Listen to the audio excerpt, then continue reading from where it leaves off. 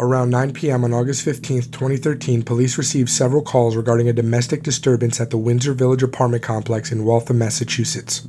When they arrived, they discovered the lifeless body of 27-year-old Jennifer Martel on the apartment patio.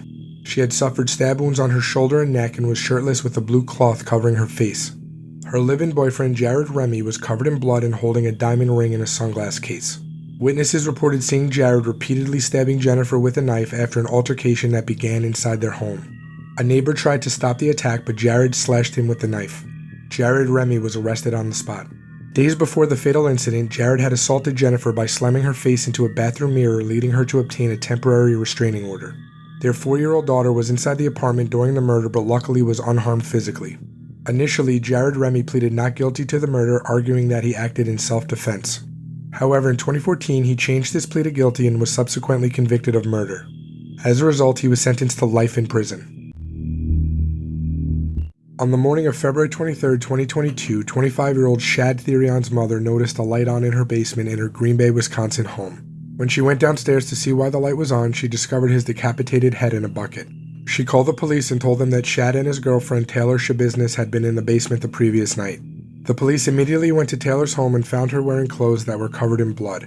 According to Taylor's account of the evening, she and Shad were smoking meth and having rough sex in the basement before she blacked out. The police searched Taylor's van and discovered Shad's legs in a box inside it. The rest of his remains were scattered throughout his mother's home. Taylor was arrested and charged with first-degree intentional homicide, third-degree sexual assault, and mutilating a corpse. She pleaded not guilty by reason of mental disease or defect. The case went to trial, and on July 26, 2023, it came out that Shad had been viciously choked with a collar and that sexual acts had been performed on his dead body prior to and after mutilation. Taylor Shabiznes was found guilty on all counts. She will be sentenced on September 26, 2023. On May 4, 2003, 18-year-old Katie Autry and her roommate attended a frat party at their school, Western Kentucky University.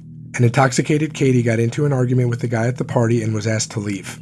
A designated driver drove Katie home. Her roommate called to check on her, and when Katie answered the phone, she told her there was a guy in her room and she was scared. A male got on the phone and said he was the guy who had brought Katie home and wanted to make sure she got up to her room safely. He told her not to worry, and as he hung up, she thought she heard another male voice in the background. About an hour and a half later, a fire alarm sounded in Katie's dorm and firefighters discovered her badly burned body. Along with being set on fire, she had also been robbed, beaten, and sexually assaulted. She was taken to the hospital but tragically succumbed to her injuries 3 days later. The police arrested and charged 2 men, Stephen Souls and his friend Lucas Goodrum. In 2004, Stephen pleaded guilty to the murder in exchange for dropping the death penalty. He was convicted and sentenced to life in prison. Lucas spent 22 months in jail but was eventually acquitted of all charges and set free.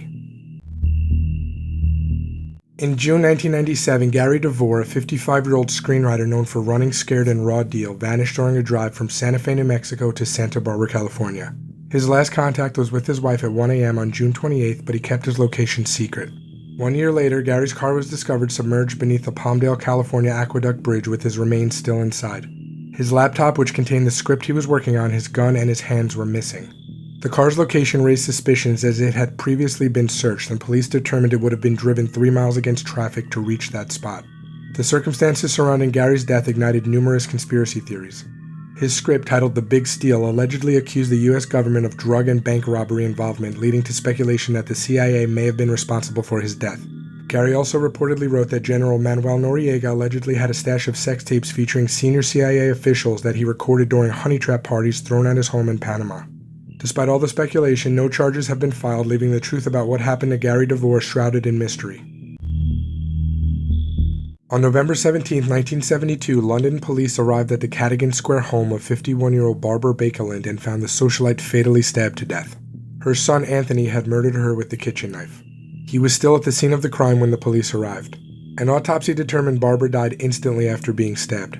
Anthony, who had been diagnosed with schizophrenia with paranoid tendencies, tried to kill his mother just 4 months earlier by pushing her into traffic. He was sent to a mental hospital after the attempt but was released shortly after. Barbara had allegedly sexually assaulted her son earlier in his life as a way to fix his gayness when the prostitute she hired for him didn't work. After Barbara's death, Anthony was again sent to a mental hospital but was released in 1980 and moved to New York City to live with his maternal grandmother. 6 days after he arrived, Anthony attacked his grandmother with a kitchen knife, stabbing her 8 times and breaking several of her bones. Luckily, she survived. He was arrested for the attack and sent to Rikers Island, where on March 20th, 1981, he killed himself by placing a plastic bag over his head.